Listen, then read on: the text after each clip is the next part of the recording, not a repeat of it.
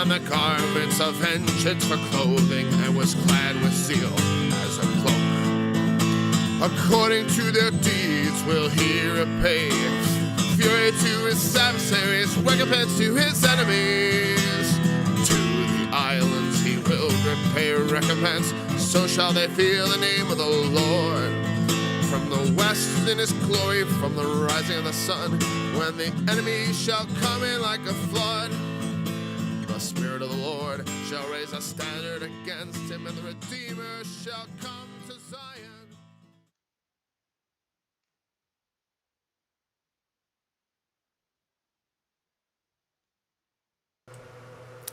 Minor technical problems here. Hold on, and hopefully this will work this time. It did. When in doubt, turn it off and turn it on. That's hardware. All right, I need a new headset. Quite frankly, I get like the rumbling of thunder in my ear constantly, and it's really annoying because the cables are all messed up. All right. So we're continuing the book of Hebrews, chapter 2. We're right about verse 10. And let's bring up the text. Okay. You know, in chapter 1, it's really driven home how divine Christ is. It's not like an angel. There's something special about the Son. Thy throne, O God, is forever and ever. The Son of God is God. And then chapter 2, it really turns to the Son of God is a man, like you, like me. He is our brother. In the sense that all humans are brothers, there is a sense in which we're all brothers. You know, I mean, because we're obviously all related to each other. Well, not so obviously, because some people, they believe races were created separately. Even so, they're all human races. I certainly, it's interesting. It's funny because, when they came up with the geneticists said, all humans had a single female ancestor. Okay, I don't know how they figured that out anyways, but it seems to make sense to me.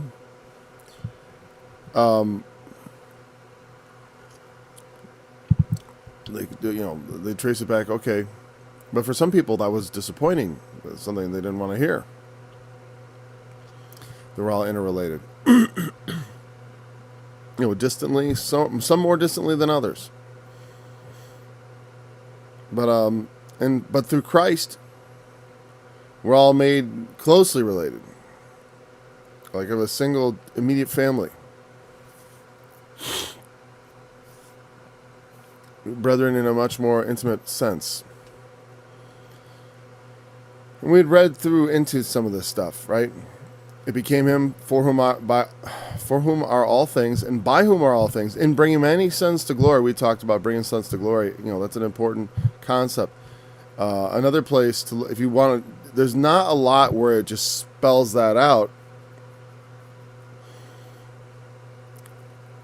in that way.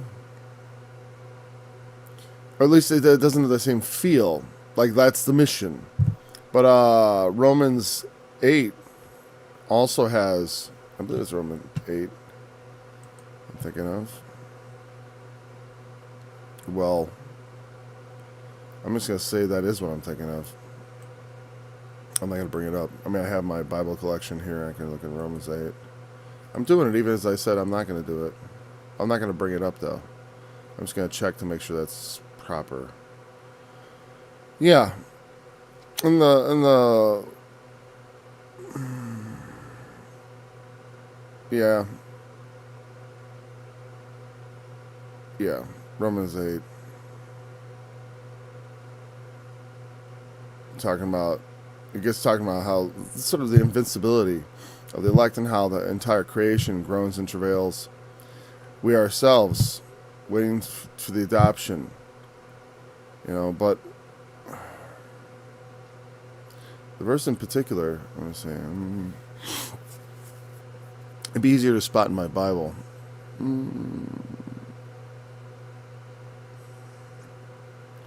They are the sons of God.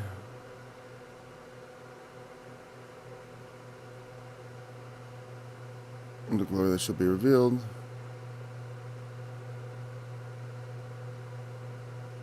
Oh yeah.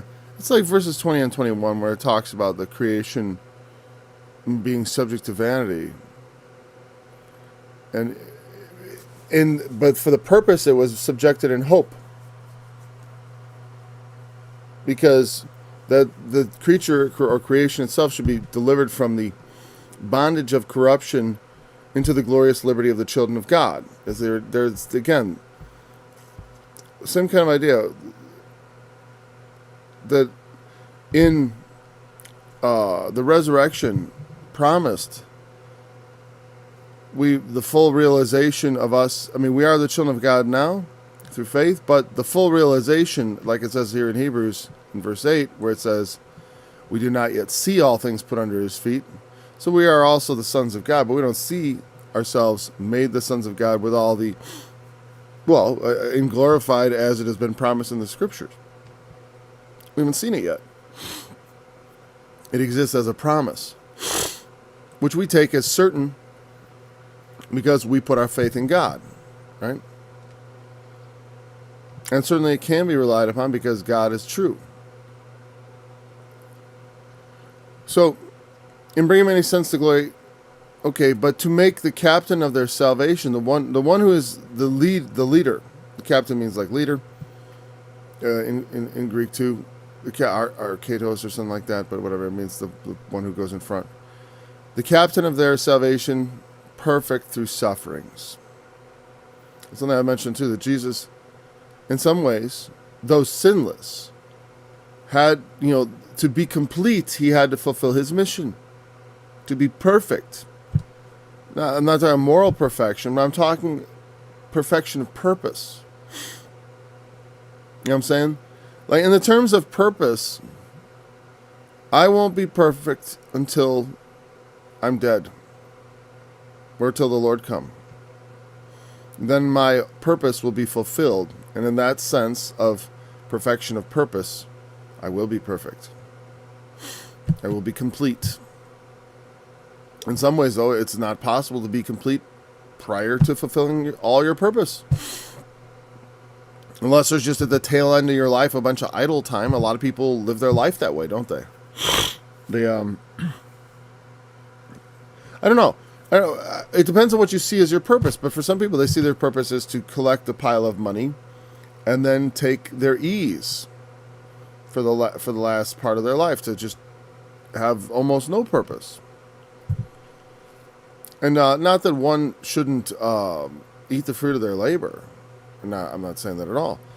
But, life has to be more than merely feeding ourselves and then taking our ease. And it's not actually healthy to completely take your ease because your body will deteriorate. You gotta, let your ease include physical, plenty of physical activity. That's just common sense. Because, when we fold our hands and just lay back and consume the flesh that we've, so to speak, metaphorically, consume our flesh. It's just, I'm making reference to things in Ecclesiastes when I talk about eating your own flesh. But sort of like that which you stored up, just sitting back and eating that. There's something about that sort of is like stopping living. You know what I mean? And I understand the temptation to it. Because a lot of times living is hard. It's a challenge and it's unpleasant. And the things in life, it's like you work. You want to just store it up and then kind of shield yourself from all the troubles at some point and have a life of ease and of no worries. But I could never imagine that for myself. I'd have to imagine I can imagine myself becoming unable to do things. Becoming crippled with age, I suppose. But I'm not going to let that happen. If letting it happen is a product of my letting it happen, then that won't happen. If it's just what is in store for me, according to God's plan, then it's what is in store. But if it's at all a product of, my effort, I'm going to put the effort in with God's help. He was made perfect through sufferings, the things he suffered on our behalf. Also made him perfect, but also perfected our salvation. It became him. It was suitable. All things were made for him. All things are made by him. But in his plan to bring sons to glory, another act of tremendous grace, everything's made by him and for him. And now he's showing humanity mercy. For both he that sanctifieth and they who are sanctified are all of one, for which cause he is not ashamed to call them brethren. Saying, I will declare thy name unto my brethren, in the midst of the church will I sing praise to thee. Psalm 22. And again, I will put my trust in him. Okay, that's another scripture quote. In my Bible, it said in the margin, this is a reference to 1 Samuel 22, verse 3. And I looked at that and I was like, okay, it says, I will put my trust in him. I thought there were a lot of passages in the Old Testament where it says that. I thought Paul was just generally referring to the Old Testament when he says that, because it's like, I will put my trust in him. But there explicitly, Samuel 22:3, it says, I will put my trust in him. He is my rock. In the King James, it says, the God of my rock in that verse, which is probably a mistranslation. Not mistranslation, actually. The Syriac and the Septuagint have, God is my rock. But for some reason, the King James says, the God of my rock. I mean, maybe it means my God, of rock, like an immovable, of, not the God of, like I have a rock and he's the God of my rock. Well, I mean, you could see it that way if you were talking about the Lord Jesus, but I don't think that's what it means right there, unless, but Paul usually quotes from the Septuagint, so in his mind, if he was quoting 2 Samuel 22:3, he probably wouldn't have seen the King James translation of the God of my rock. It's not relevant, because as God is my rock, I will put my trust in him. And again, behold, I and the children which God hath given me. I and the children which the Lord hath given me are for signs and for wonders in Israel. I think that is Isaiah 10. I didn't actually check that. It's gonna be like 9, 10, somewhere in there.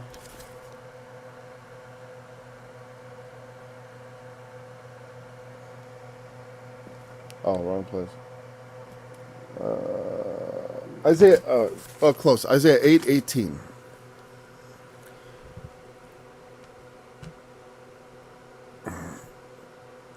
And that's the prophet, at the time, like I said, there's an example of, in the time of Isaiah,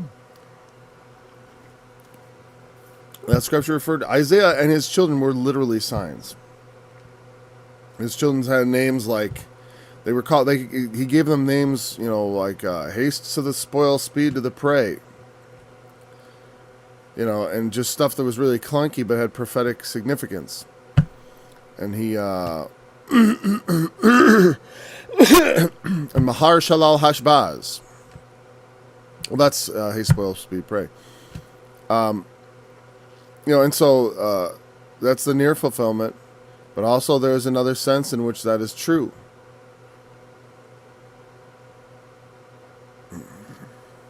For as much then as the children are partakers of flesh and blood, he also himself likewise took part of the same, that through death he might destroy him that hath the power of death, that is the devil. And so this is again, like I said, he became man for the purpose of suffering, for the purpose of redeeming mankind. He became one of us because it was fitting that one of us should do this. That a man should have to suffer for man. So God became a man because there was no man who could bear it. And I don't mean just bear the suffering. I mean, people suffer all kinds of horrible things.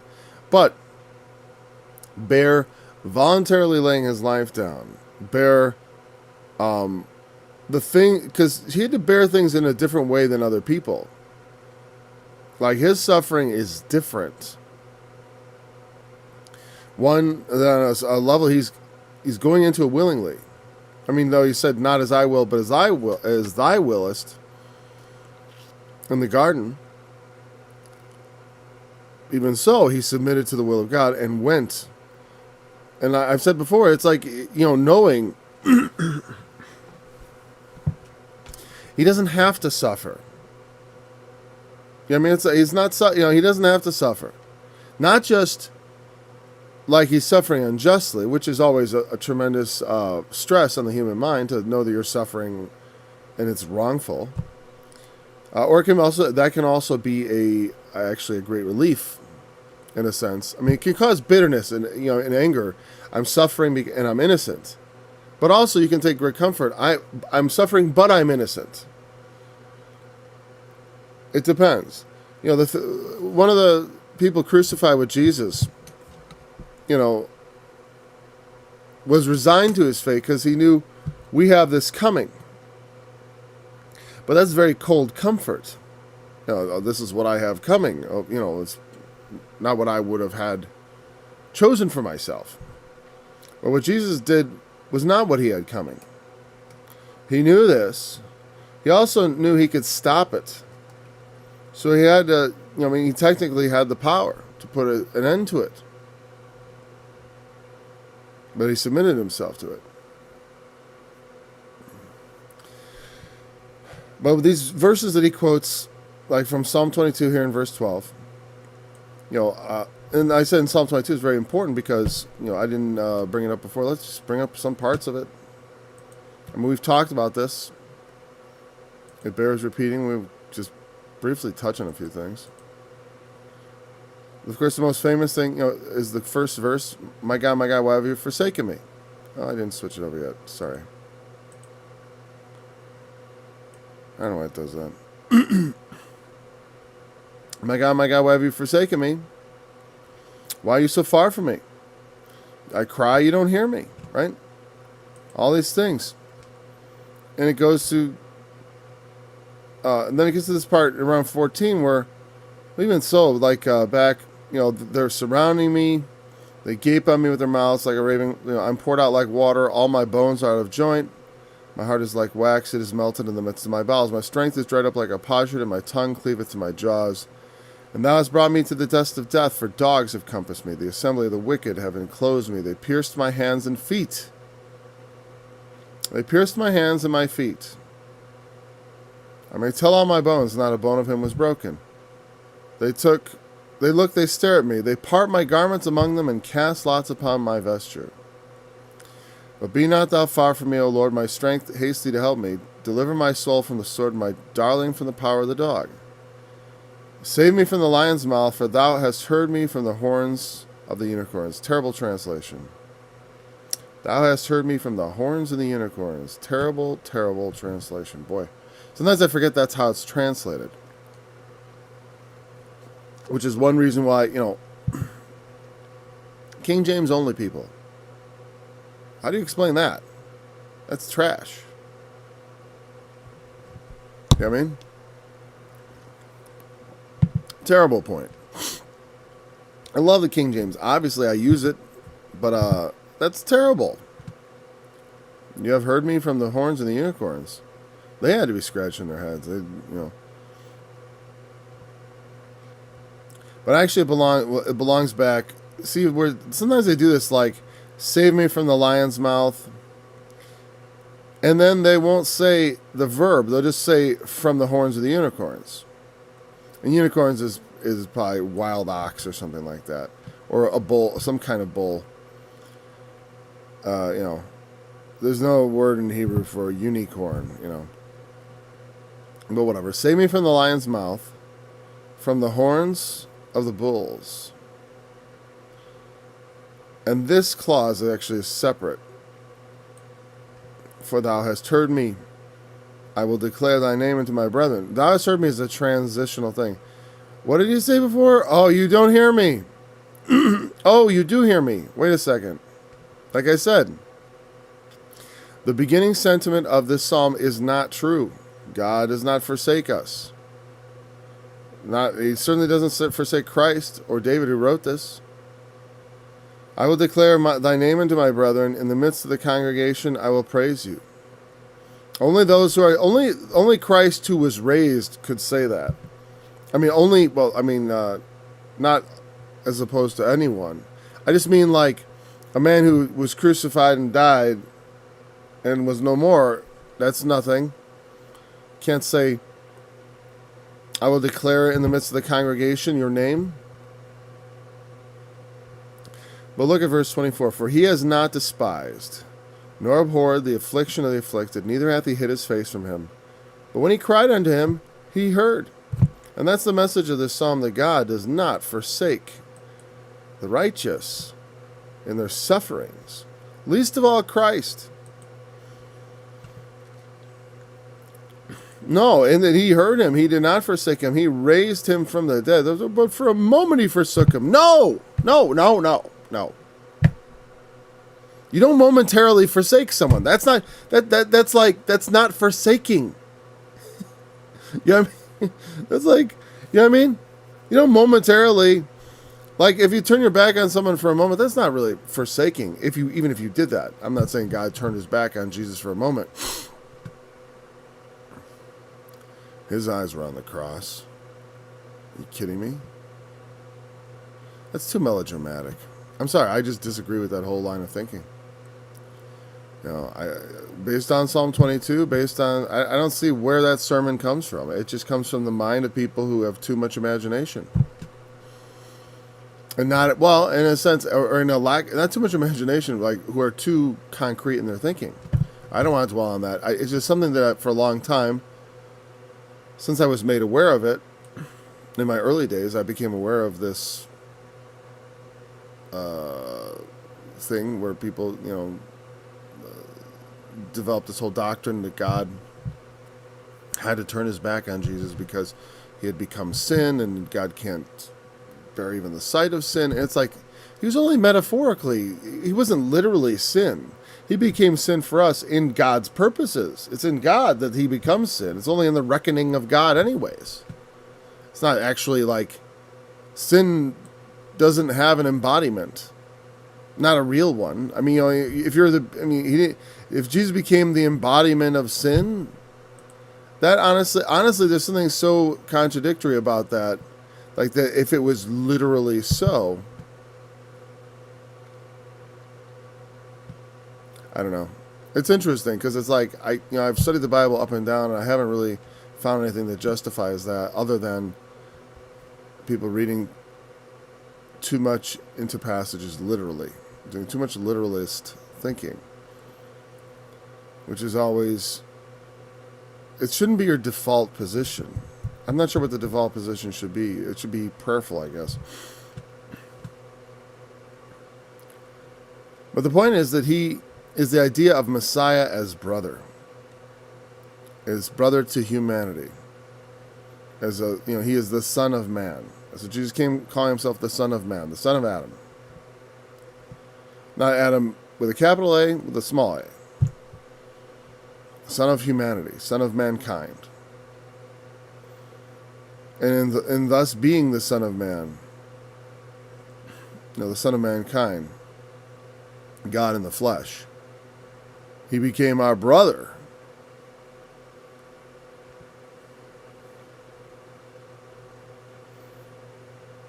And I would love to hear Jesus sing.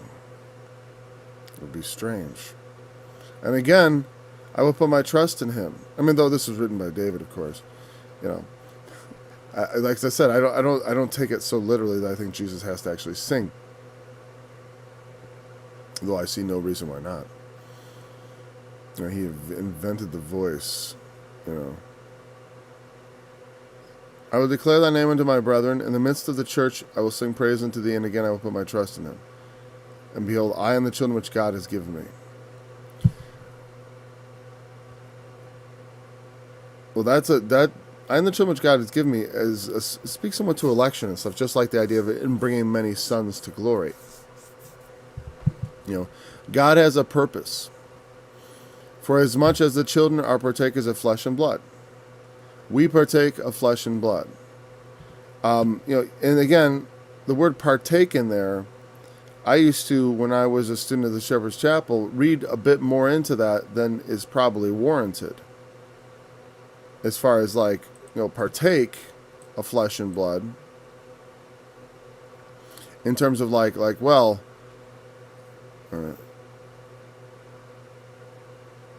yeah.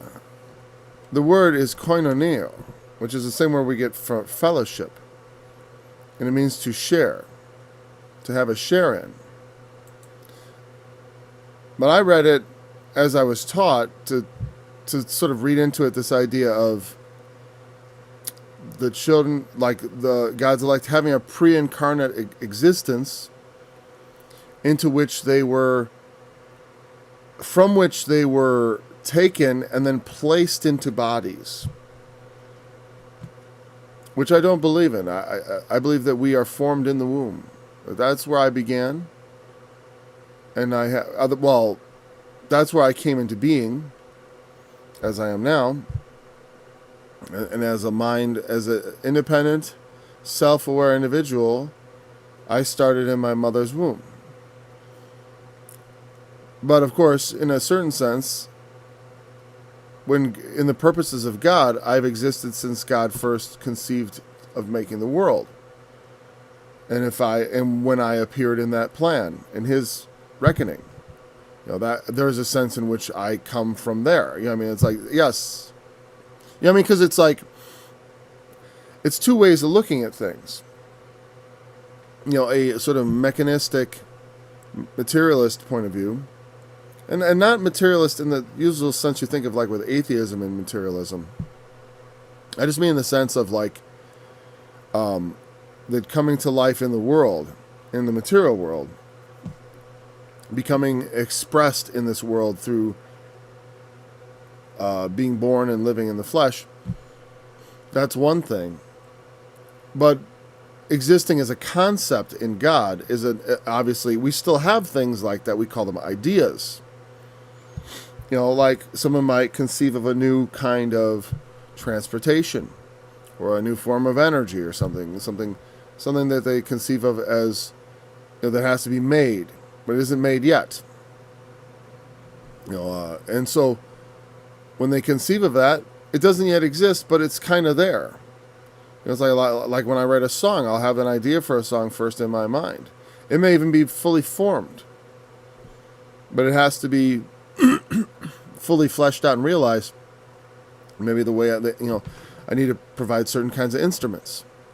So also with humanity, it's like you could say we exist in God prior to incarnation, but not in the way in which we exist in the incarnation in our lives. Meaning when we become alive in the world and incarnate in flesh, that's where we start this kind of life. It's not like we existed with this kind of life somewhere else and then we got stuck into this kind of life, which was, the other life was kind of like this life, corporeal, of a conscious mind, but we had our memories wiped or something. That's the idea, and I don't agree with that at all, because I don't see any real evidence for that in the scripture at all. It's something that has to be kind of read into it, and so it's not correct. We partake of flesh and blood because we're partaking of it. It's not some sort of hint at another existence prior to this life. Okay, maybe that was too much information about that, but for some people it may be important to point that out. It is not any sort of indication of that. It is just saying we share in this experience of flesh and blood. We have this experience and we share in it, flesh and blood. We have a share in a flesh and blood life. He also likewise took part of the same, that through death he might destroy him that the power of the death, that is the devil. So that's the idea, is that the children of God, being made partakers of the flesh, to make the captain of salvation perfect through sufferings, it was appropriate in the sight of God for God incarnate to take part of the same, to become incarnate, to be flesh and blood, and to also experience death, and by the manner of death, work eternal salvation for those that believe in him. And a part of eternal salvation is destroying him that hath the power of death, that is the devil. That traces back to the serpent of Genesis. Now, it says Satan has the power of death, but of course God, I kill and I make alive. God ultimately has the power of life and death, and also by destroying the devil, there's also a sense of death. But when it says Satan has the power of death, it doesn't mean it's exclusively his power, but that's the power by which he operates. See what I'm saying? The point is to destroy the devil. Well, I mean, that's not God's only point in all of existence, but the devil, devil means, in Greek, Diabolos, which is basically I don't want to say false, but a slanderous accuser. The kind of person who would take everything he ever did and cast it in the most dark light he could think of. You know what I mean? Like, sometimes you make mistakes and you try to explain how, I meant well and all this and that. But the devil can accuse and then cast it in the most sinister light. Because from an outside observer, it's not obvious to see your intent. That's why in court, when they try to, prosecute people for murder, the phrase I always think of is with malice aforethought. I mean, oh no, you knew what you were doing. Oh no, I didn't, because there is a difference. Now, there's a difference, but it does not, as I say frequently, that does not relieve you of the responsibility. Good intentions does not relieve one of responsibility. It may lessen the judgment, I suppose, or not judgment, lessen the I don't know what part it's going to bring now, but it is less so. Obviously, it's less wicked, let's just say, if we don't intend evil.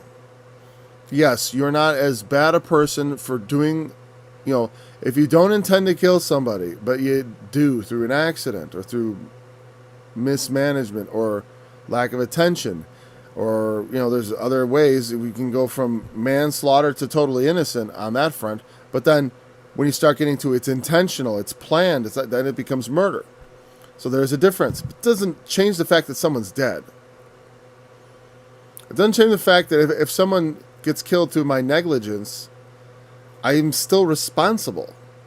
I'm not held responsible to the same degree I would be if I murdered someone intentionally, but there is an expectation of responsibility we have to be held to for what we have worked. The devil will take all your works and turn them from manslaughter into murder. I mean, that's the kind of accuser he is. He accuses you of things that are true that you've done.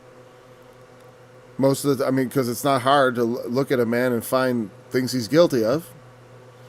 He accuses you, and while he does it, putting it in the worst possible light. That's what the idea of the devil means. Diabolos. The word that it was translated that I picked up from Strong's Concordance years ago, I didn't actually look this up again today, but I just remembered it, was traducer. Instead of accuser, it's traducer. And it's funny because because I was like looking at and actually, well, literally, Diabolos. I know, we have katabole, which means throw down. It can mean foundation. It can mean Sarah conceived. That was the word katabole. or my original teacher Arnold Murray used to say katabul, the overthrow. Katabole is overthrow. Diabolo is to throw through. Obviously, it means the combination of the prefix and the root word means more in something else than you might think just by looking at the pieces, and that's how it is sometimes with language. But it means a very aggressive accuser. That's what that's what his name as devil represents. Sometimes it's called Satan, which means the enemy. He is the enemy. The enemy uses the power of death. He has it. I said it's not exclusively his, but it's in his dominion to use this power. Right? Through death, he would deliver them, verse 15, who through fear of death were all their lifetime subject to bondage. Is that Satan holds over our heads death. And in many ways, it binds men. Because in a sense, because of our sins and stuff, and the fear of death, sometimes if you're a person who's ever procrastinated, it makes me think of this, is that, let's say I've got a car I want to fix, and I put it off, and it gets, in the meantime, it's getting older and deteriorating, and oxygen and water are working to oxidize things and create more rust, more decay. You know what I mean? And the longer I don't address the problem, the more it becomes an insolvable problem. And the more I don't want to take it up as a problem because I see it as almost insurmountable. Or maybe it's not insurmountable, but it just gets bigger and bigger and bigger the more I ignore it. And so sin is in our lives. If we don't deal with sin, it just piles up. And we can try to put it out of our mind. But eventually we have to confront the reality of death. That you too shall die someday. We all are going to be brought down to the lowest point. So what is there for us? What is the point of living?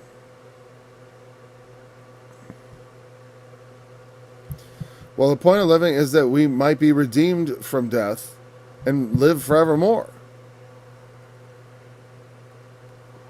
And we live this life with an opportunity to reconcile ourselves to God in some fashion, that He may have mercy on us and give us better than we deserve. And the giving of Christ, who took part in mortal flesh, like us, to become a brother to us, to save us. That's the ultimate gesture of God's goodwill towards man. Peace on earth, good will toward men. What do you associate that with? The incarnation of Christ, the Christmas. We're coming up on it, aren't we? Once again, I know some people, I said incarnation, I didn't say birth, but birth or incarnation, whatever. I don't know, some people get uptight about Christmas and say that's not his birth. I remember when I was in the Shepherd's Chapel, it was, Christmas is still significant because it was his conception. I don't know either of those things, and I don't care. Because I like that we celebrate his birth at all. The people, I'm going to go out in public and hear music about Jesus. Only time of year you'll ever do that. And so far be it for me to rag on such a focus on the Lord. Even if it is, even if there is, people have been complaining about the commercialization of Christmas forever. Whatever. That's how it always has been. People have been making merchandise of Christ and of those who love him since the beginning. They will make merchandise of you. That there's too much good that comes of it for that to outweigh anything. I love Christmas. And sometimes it's a bit, when you have 8 kids and it's a bit much sometimes. But I mean, that's entirely, me putting that burden on myself. Again, I will put the trust in him. Again, I will put the children which given me. Okay. The children are partakers of flesh and blood. He also took part of the same, that through death he might. Okay. All our lifetime subject to bondage. Well, it would be, I would really kind of fail as a teacher if I didn't mention the wages of sin is death. And that's how Satan uses death. I mean, look back at the garden. Thou shalt not surely die. Through his lies and his temptation, he got man to sin and man died. I mean, that's the first example of Satan using that power. The power to destroy. The power to break down. The power to unravel reality through lies and deceit. Because lies and deceit, they change the nature of the world. In the perspective of the human mind. That's one of the things I was working on, the song I have, the one about science, and I was thinking, I believe in science like I believe in magic. Because the magician's hands can be seen to distort the very nature of reality. And the only reason you believe it even for a second is through suspension of disbelief, because you believe in him, you trust him. That's the only reason why you would ever think it's anything but a trick. So a scientist can distort things also, except we don't know if they're being honest or not. But I know that as much, a scientist can be every bit as slippery as a magician in his use of his craft and authority to deceive the hearts of men. Because men are subject to deceit.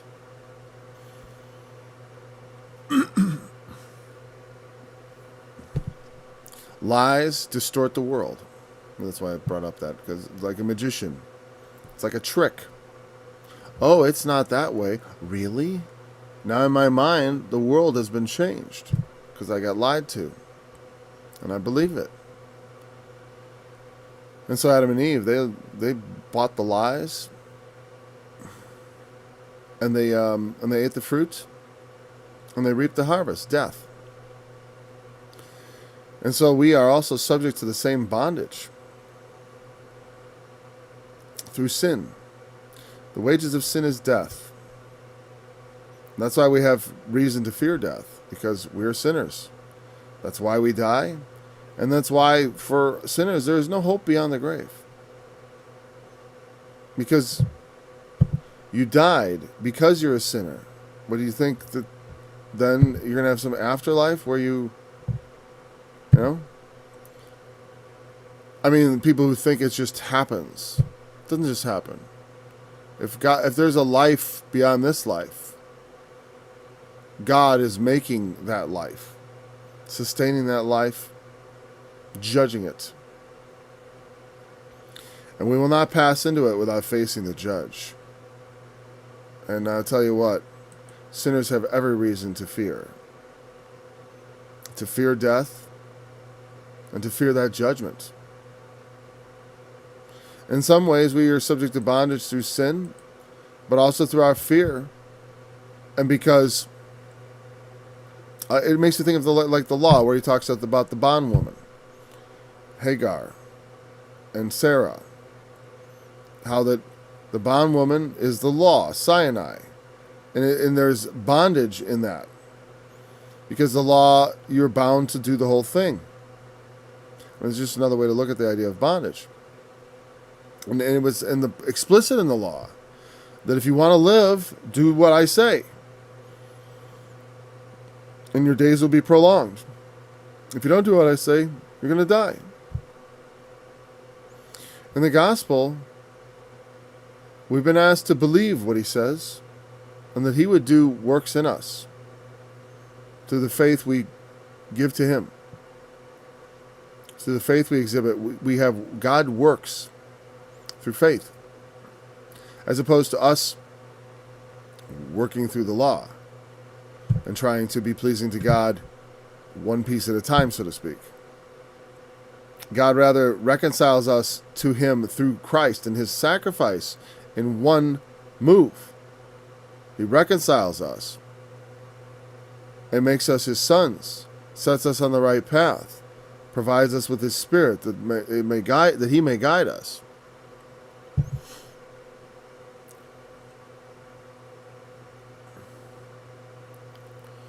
For verily he took not on him the nature of angels, but he took on him the seed of Abraham. Christ did not take on him an angelic nature, which is here supposed to be superior to a human one. They're not subject to the same passions and lusts. Though if you look at, certain things about angels and sin, they're not beyond sin. As far as I can tell. Satan is a sinner, and he's an angel. So angels are not beyond sin, but they are certainly greater in power than us. They are, they have access to God that we don't have. They exist in a world of existence that we don't even comprehend, like what exactly, like there's no material way for me to delve into or describe it because I don't have access to it. It might as well be a completely different universe or a parallel universe. The universe in which God and the angels exist in the same way that we exist here. Because that's how we measure existence. We want things to exist the same way we do. The corporeal existence we have, we know and we're familiar with. The idea of existing on some other plane is somewhat, we always just make it a corporeal existence on another plane because we can't conceive of other kinds of existence. And I'm not saying there is another kind of existence, because it very well may be just parallel dimension where there's a kind of existence that is similar to the incarnated experience we have, meaning you have a self-conscious mind and a physical structure and are able to express yourself in the same way. But they are in that world and able to we cannot, while we can speak to that world, we can't just tap into it as we would. You know what I mean? I can't stick my head and look behind the veil into what God is doing. But the angels can look at us, I suppose. Satan, in the book of Job, have you checked out my servant Job? Satan was aware of what was going on in the world. God asked him, what have you been doing? He's been walking to and fro.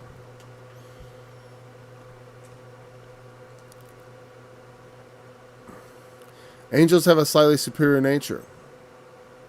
He took not on him the nature of angels, but the seed of Abraham, which is a very human thing. That's the point. It's like he took on. It says the seed of Abraham because you could just say he took on him flesh, right? But what the seed of Abraham?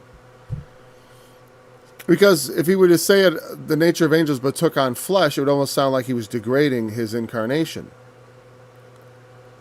But by mentioning Abraham, you invoke the promises that out of you would come kings, out of you would come many nations, and in your seed will all the nations of the earth be blessed. Which promise also returns back to Genesis 3 when he promised that the seed of the woman would crush the head of the serpent. Wherefore in all things it behooved him to be made like unto his brethren, that he might be a merciful and faithful high priest in things pertaining to God, to make reconciliation for the sins of the people. For in that he himself hath suffered being tempted, he is able to succor them that are tempted.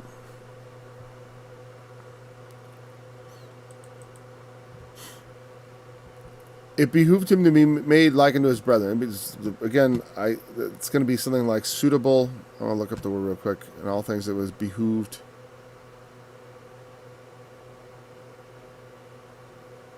Oh, Ophelio, which means to owe.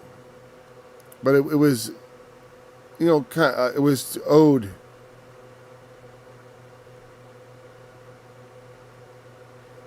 To what? Well, to what God's perfect plan was to redeem people. It was the most appropriate thing. It was almost like a debt to be paid. It was like it was necessary for him to be made like unto his brethren, to be in some way that the Savior of mankind should come from mankind and not be from another world or something. The land is an alien creature, like an angel. Like from space. Quite frankly, that's what I expect of Antichrist. He's going to be like, and people are almost, they're almost prepped for it. As far as they believe, both for good and evil, that will be visited by godlike creatures. Like in the superhero movies, where you see characters such as Thor, who are gods, but even in the movie it's understood that he's not really a god. He's just godlike in comparison to man, able to do things that man cannot. But they're not all-powerful, omniscient gods in the sense of the Bible. They're gods more in the sense of the traditions of the heathen, or even like demigods. They are limited beings, limited to our universe for the most part, but also with extraordinary powers that seem almost magical because we don't know how they work. Well, angels appearing in this world would not be much different. They're greater in power. They can seem almost godlike. They're called the sons of God, and it says plainly that when the Antichrist comes, he will make a show of himself that he is God. He will show the world himself as God, and will be received as a god. And in the world, they're almost ready to receive some sort of angelic or heavenly starborn messenger coming from this world, but not from earth. And that's how an angel could appear. I'm not saying that the Antichrist is going to be an alien per se, but he will be not. One of the things I always thought was wrong about movies that talk about Antichrist, they're always trying to make him parallel to Christ. So they want to give him an incarnation. We want him to be born of a woman, but instead of a virgin, she's a prostitute, or I don't know. What born of a satanic ritual? God only knows. They want that to be Satan to take on the nature of flesh also. But he won't. I don't think that's in the cards. Could be. It could be like Judas, Satan possessing a man. People have said the Antichrist will be possessed by Satan. That's a possibility. I don't know for certain, but I certainly think that one should consider all the possibilities and be ready for whatever comes, and to be able to identify things based on knowing the scriptures, as opposed to based on having a ideology or other preconceived notion of what the scriptures are supposed to be saying. Because I confess, when I was young and I started learning about Antichrist, and Arnold Murray started talking about, my original teacher, not exactly my original teacher, but my teacher when I was young, started talking about Antichrist being supernatural. I fell in love with that idea for a while, and it was the only idea I was willing to consider. But I certainly to this day would maintain that you shouldn't discount such an idea out of hand, because it would be an exceedingly deceitful, and it would produce the effects that we look at in Revelation, and that Paul warns about in his epistles, of the whole world going after this person. Though after the experience of the pandemic, I see that we don't really require a supernatural being, because humans are such that they can ascribe supernatural qualities to a normal man if they must. That one man, just the way like the cult of personality works in many of these countries where you have dictatorships and the people are, through fear, held in bondage and made to almost worship the leader. If you look at places like North Korea, there's no reason the whole world couldn't be like North Korea. You don't need a supernatural Satan. You just need a man possessed with Satan's spirit.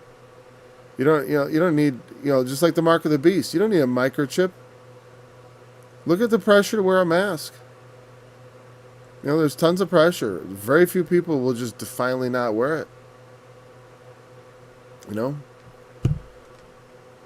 And even then, it's like, I've talked to people who, I have loved ones who will not even, like when I go into stores, I go in like this. There's my mask. I generally don't put it on my face. I might, like, if someone looks freaked out and they're trying to talk to me, I'll go like, yeah, so I won't spit on you. If you're afraid of my spit, because that's all this mask does. It prevents me from spitting. And there's no reason to cover my nose because my nose doesn't spit. Unless I'm, blowing my nose in public. I mean,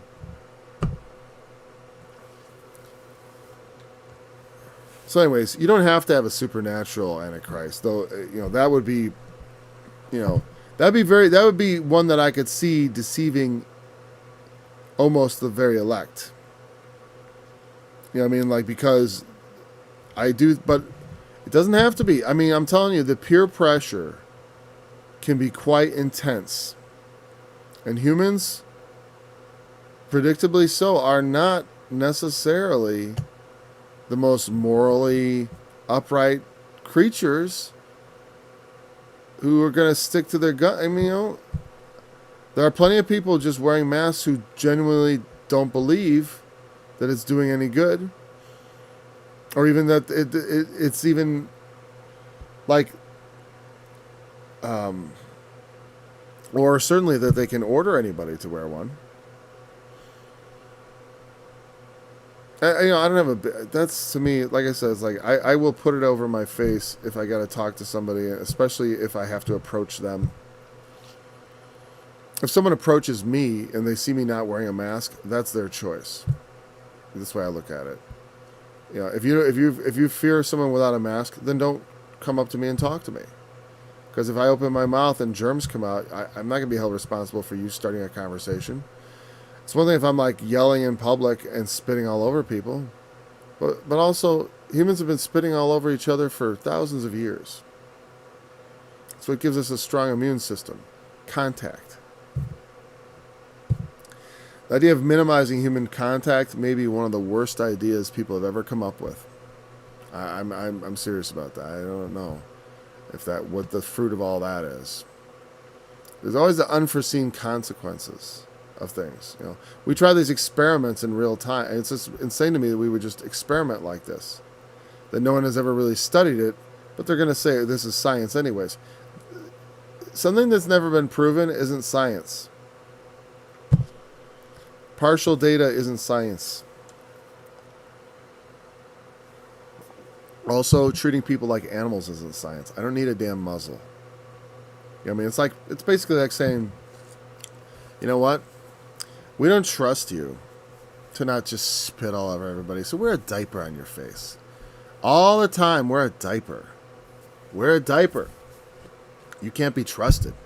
Like some infant, you're going to piddle all over people. I remember when I was a kid, the saying, say it, don't spray it. While they show people talking and just spitting everywhere, I was like, that guy's trying to spit everywhere while he's talking. Because I bet the way I talk under my breath very often,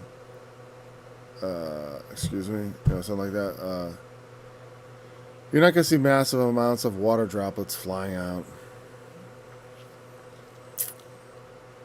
But the more you articulate, as you say a T, I can see, yeah. Anyways, It behooved him to be made like unto his brother in all things, meaning that he was fully human.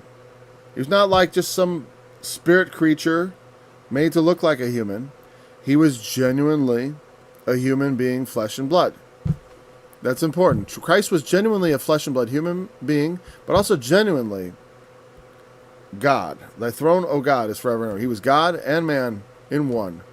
And there's no other thing like it in the entirety of all existence. So made like unto his brother, he might be merciful and faithful as high priest. There is something about having experienced the same thing as us. Not that God is not capable of empathy, compassion, and able to experience what we experience without actually experiencing it. You know what I mean? As we all can imagine sometimes, like you see a movie and you have an empathetic reaction to something you see because you feel how it might feel. Maybe, a cleverly crafted piece of cinema, it brings a tear to your eye. It happens, right? Because we have empathy, and God also empathizes with us. It's not that he needs to do this, but he owed it. It behooved him. See, the thing sometimes, like I said, everything isn't done because it has to be done. Why does it have to be that way? Why does Christ's sacrifice remove sins? How does that work mechanistically, materialistically? Like, what's the formula? Where's the law of the... It's not a law of the universe. It's the Word of God. Because God said he must do these things. Because God said, why must the world be... Because this is God's plan. Because it's the way God wanted it. Because it pleased God. Like sometimes for some things there's no additional reason other than because it pleased God. Some questions end there. It's his pleasure. Because God is not a force. He is a person. And therefore has a will and has desire. Meaning of a godly nature. What he wants to be. How he would have it. How he will have it. And those sometimes are different things. Because, you can, sometimes in the short term, things, you have them be a certain way to get to a long-term goal. And in the short term, God subjected us to sin and to death.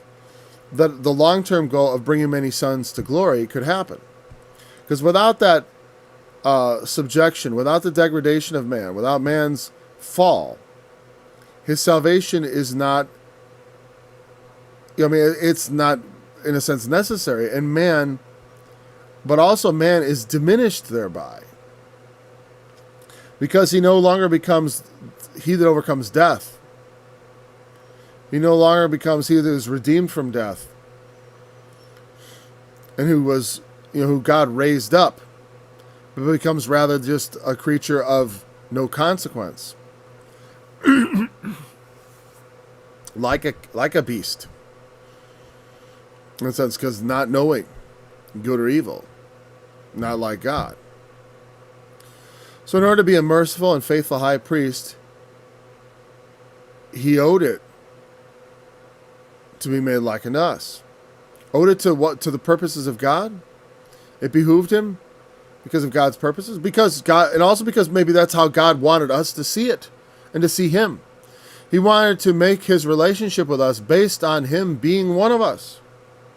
Becoming one of us, not only so that, he could relate to us better. I don't know if that's really so much as so that we could relate to him.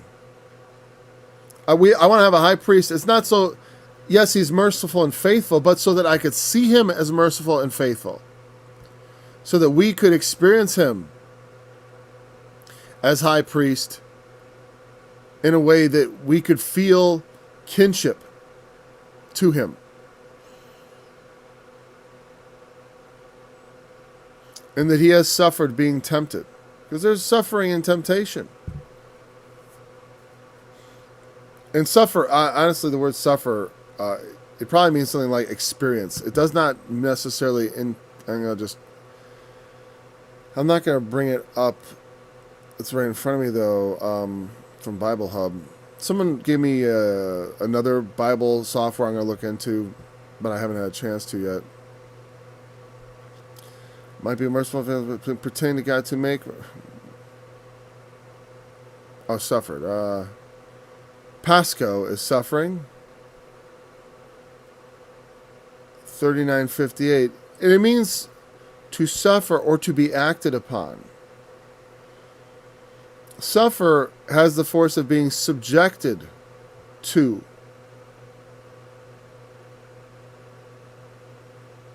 Yeah, and according to the definition here, let me just show you something, just so you know. And the reason why I briefly paused there, and the study's over, I just realized.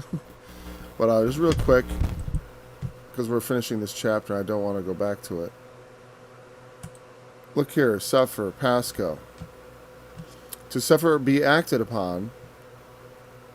In some way, good or bad.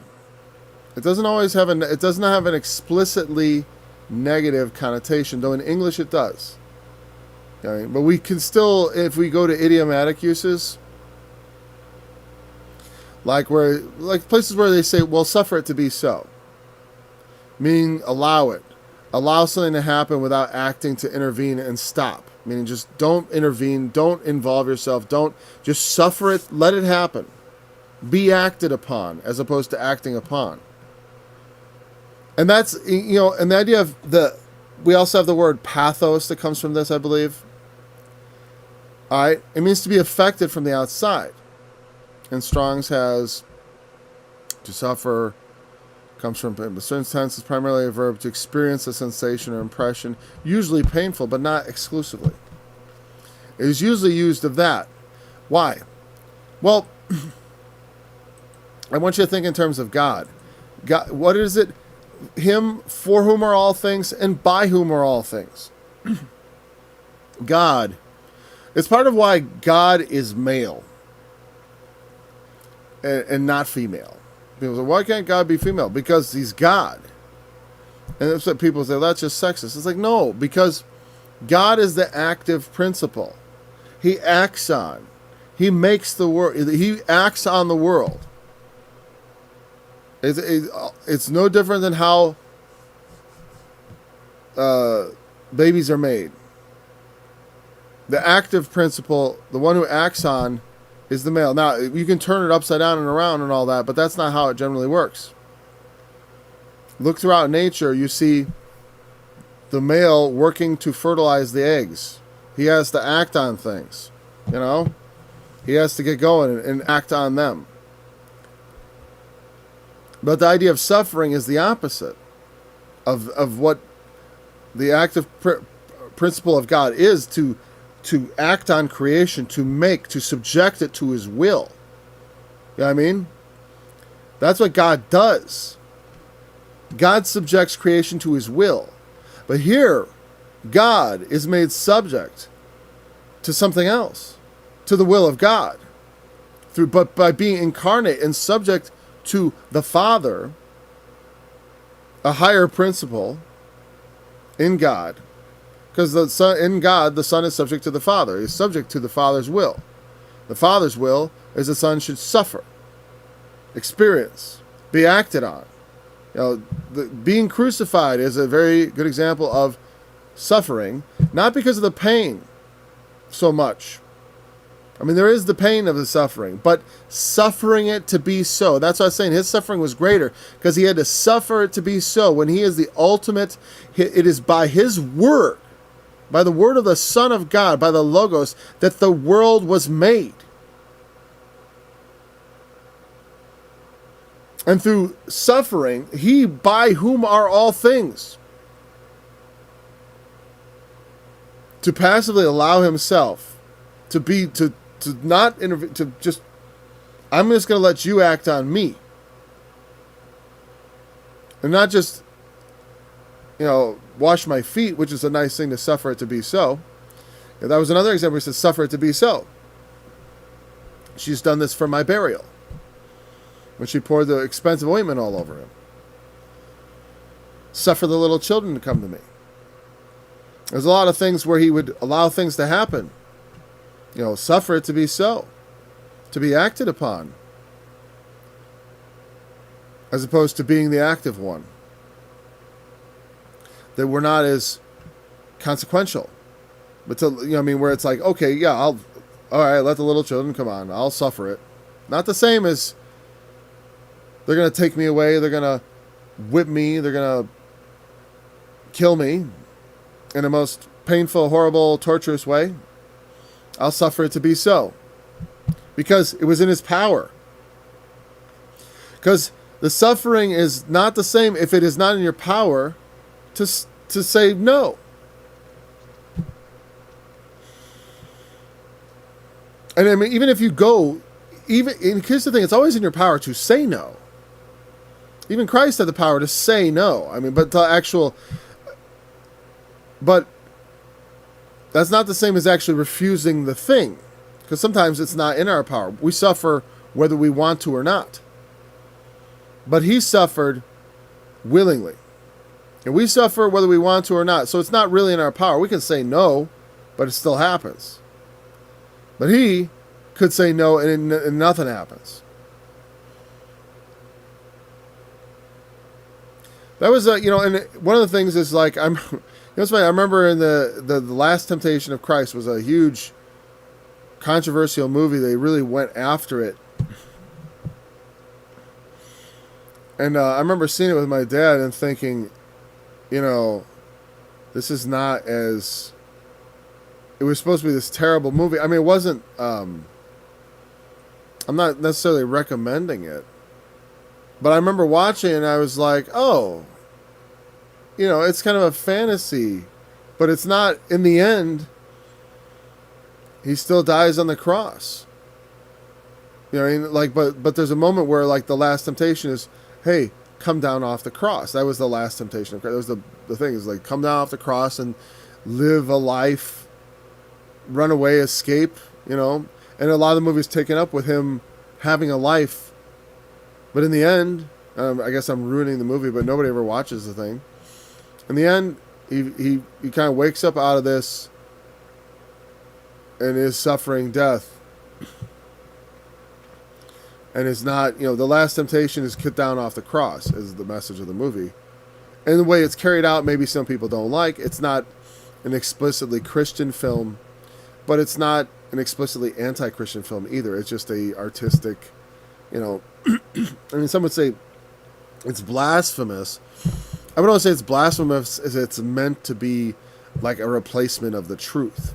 But whatever. It's been years since I saw it, I should also mention. So, I mean, I literally saw it once when I was a teenager. And I was just left with the impression I was expecting something a lot worse. And in the end, you could almost... It's like the same way in the Monty Python movie that was The Life of Brian that some saw as blasphemous, which I see their point, or it definitely irreverent, right? But they still had an actual Jesus figure in the movie, and it was obvious that Brian was not Jesus. And all the goofy stuff that happened to him, while it's poking fun of religion and they still had this sort of like afraid to touch it.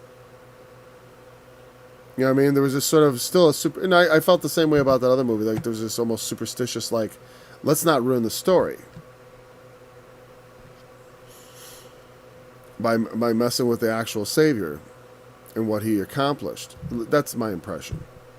Anyways, so the point is, like, the temptation in the garden, the agony in the garden, they usually call it. Again, but in a sense, it's a temptation, not as I will. Because the temptation for him is, as I will. I don't want to do this. Why should I do this? Having seen the greed of man, seen the pettiness of man firsthand. But God had always seen it. You know what I mean? He's able to succor us that are tempted. Not so much that he now gets it.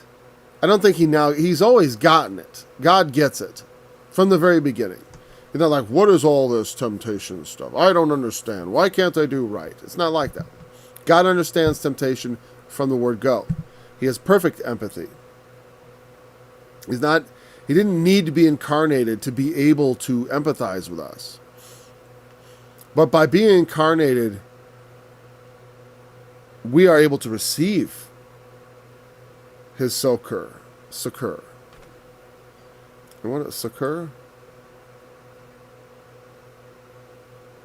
It means to come to the aid of, botheo. Okay, I'm not going to bring up the definition.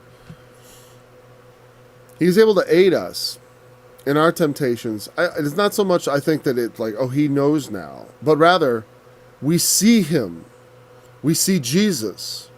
Isn't that what it says? But we see Jesus.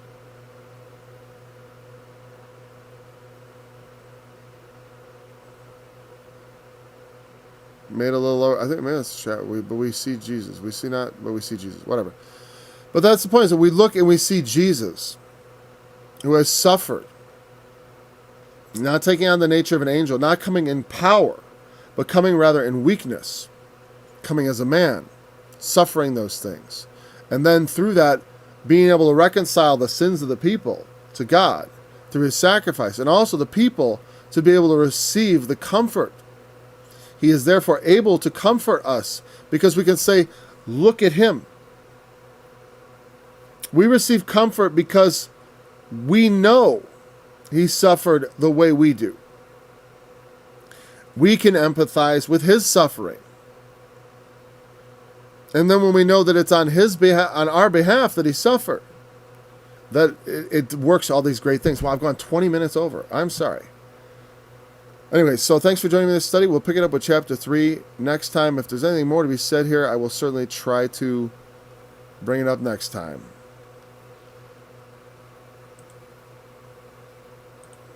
And here's the music. For he put on righteousness as a breastplate and a helmet of salvation on his head. And he put on the garments of vengeance for clothing and was clad with zeal as a cloak. According to their deeds will he repay fury to his adversaries, recompense to his enemies. To the islands he will repay recompense, so shall they fear the name of the Lord. From the west in his glory, from the rising of the sun, when the enemy shall come in like a flood. The Spirit of the Lord shall raise a standard against him, and the Redeemer shall come to Zion.